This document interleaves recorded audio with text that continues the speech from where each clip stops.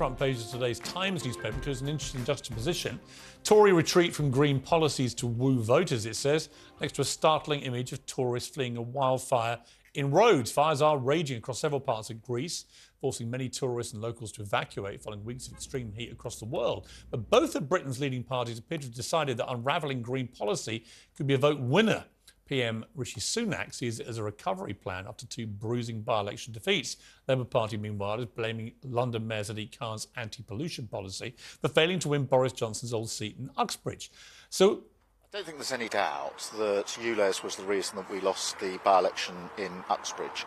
And I have said we should reflect on this, including the Mayor. I've spoken to him, as you would expect, and so there will be that reflection. So is the Green agenda worth trading for an electoral band-aid, or is it merely covering up a popularity crisis for both leaders? I'm joined by Conservative MP and TalkTV presenter Nadine Dorries and the Daily Mirror's Associate Editor Kevin Maguire. So Kevin, before we get into the weeds on this, pollution, right? I know that Sadiq Khan's ULEZ policy has not proved very popular, probably because of the way it's been executed and it doesn't quite work.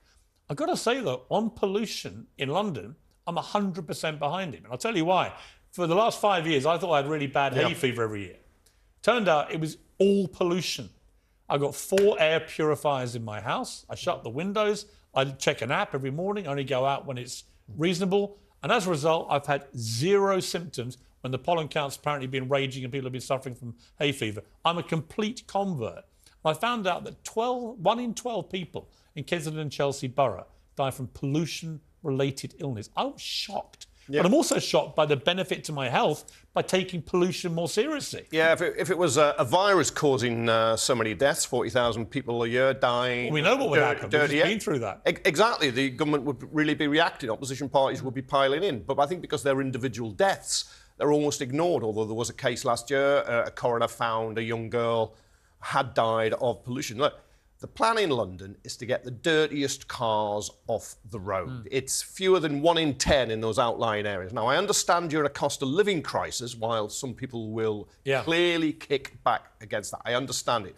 I think the fear is more widespread because people don't realise you could have a petrol car 16 years old and you won't have to pay this £12.50 a day charge. You can have a diesel 8 years old and you won't have to pay this charge. Now, charging is crude, no question about it, but we have to clean air. It's not just about global warming, it is about the air you breathe. Nadine, I do think there are lots of issues around this whole green debate.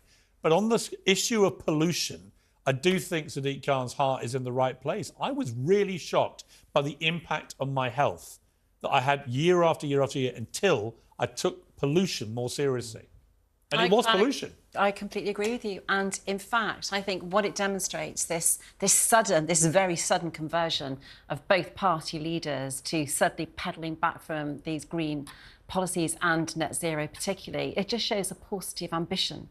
They're scared as a result of what happened last week with the by-elections. Nobody was really a winner in any of those by-elections. They're scared and they've actually seized on what happened in Uxbridge and think this is the populist wave which is riding through Westminster right now. We need to jump on it. If it was ULEZ, that's going to work in the rest of the country, and of course it won't.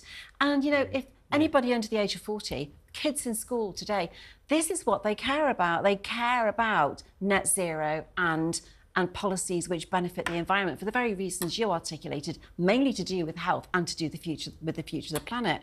But it's a pretty tragic state of affairs that we find ourselves in when a few days after a by-election, it is the ULEZ policy which is interpreted as a silver bullet. Yeah, and I thought I was a bit disappointed from Keir Starmer. Yeah. And I'm disappointed by Rishi Sunak too about this. You've got to take these issues seriously.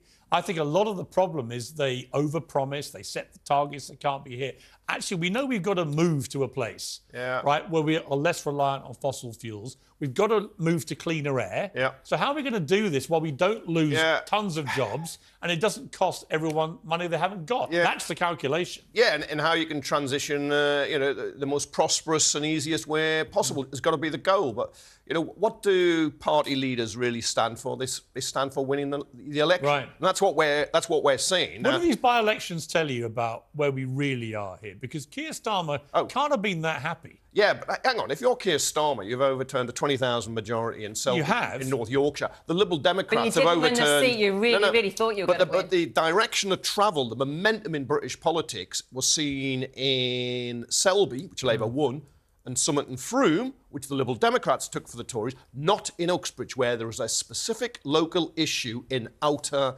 London. And I think Keir Starmer is in danger of snatching defeat from the jaws of victory. And you don't have that local issue across 650 constituents. Where do you think we are politically as a country right now?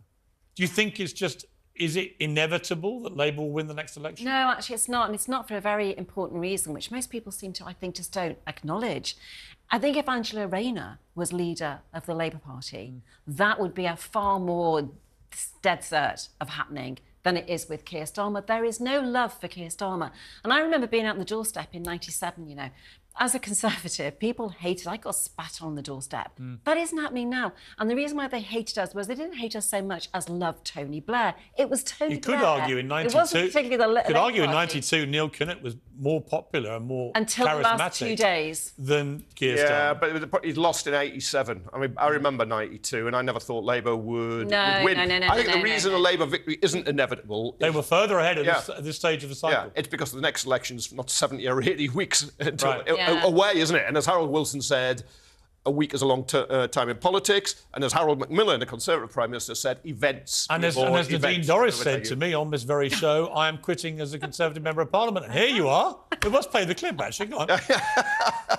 Are you actually going to quit as an MP? Yeah, I've resigned. There's no way back. Some people think you may change your mind, that you were being a bit hot-headed.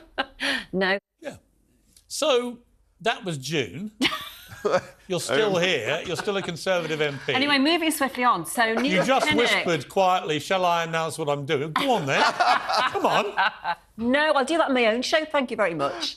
Wow. So Are you staying? Can we stop the Neil Kinnock Are you point? staying? Neil Kinnock. Hang on, are you staying? No. You are definitely leaving. Definitely. When? You'll hear all about it on the Soon. on the Friday Night with Nadine show. which is not back on until September. Let me make this point. Neil Kinnock was actually riding high until the Sheffield rally, which was about 3 days before the 92 election. Yeah, he was on Things can happen. course to win. I think that symbolised what was going on. People had doubts about him, unfortunately. But we will see. I still think it's everything to play for. I really do. I think if Rishi Sunak got a bit of steam behind him and the economy starts to come back quite strongly, anything could happen. There's a lot of Conversely, if neither of those two things happen, you could get flatline. I think the anti-Tory mood has taken hold. Have you seen Barbie yet, you two? No. I'm going tomorrow night. You are? Yeah, I'm outraged the way they're using my body double as Ken. I heard it was your brain double. Oh. Nadine, have you seen it? I never said that. No. Do you like Barbie? You're a Barbie fan? I'm not a Bobby fan and not a Bobby fan. I'm neither, but I haven't seen it now. Do you think you're being suppressed by the patriarchy? Exactly. Exactly my point. You didn't have to say a word. Nadine, great to see you. Look forward to your announcement on your show on Friday. Nadine, great